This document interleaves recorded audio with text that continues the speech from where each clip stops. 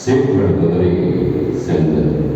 அந்நாளில் பிறர் இதை நோக்கி, ஆண்டவரே ஆண்டவரே, உன் பேரால் நாங்கள் விரைவாக்கு உரைக்கவில்லையா? உன் பேரால் பேய்களை ஓட்டவில்லையா? உன் பேரால் பல செயல்களை செய்யவில்லையா என்ற.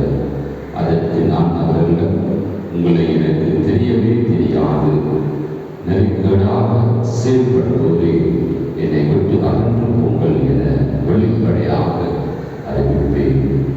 ஆகவே நான் சொல்லும் இவ்வார்த்தைகளை கேட்டு இவற்றின்படி செயல்படுகிற இவரும் பாறை மீது தம் வீட்டை கட்டிய அறிவாளிக்கு ஆவார்.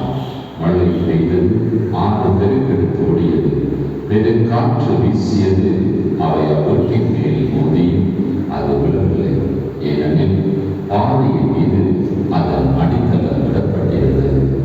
நான் சொல்லும் இந்த வார்த்தைகளை கேட்டு இவற்றின்படி செயல்படாத இவரும் மணல் மீது தம் வீட்டை கட்டிய அறிவிலைக்கு ஒப்பாவார்.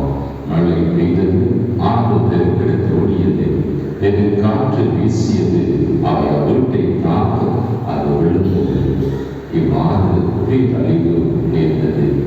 இயேசு இவ்வாறு உரையாற்ற முடிந்த போது அவரது போதனையை கேட்ட மக்கள் கூட்டத்தினர் வியப்பில் ஆழ்ந்தனர்.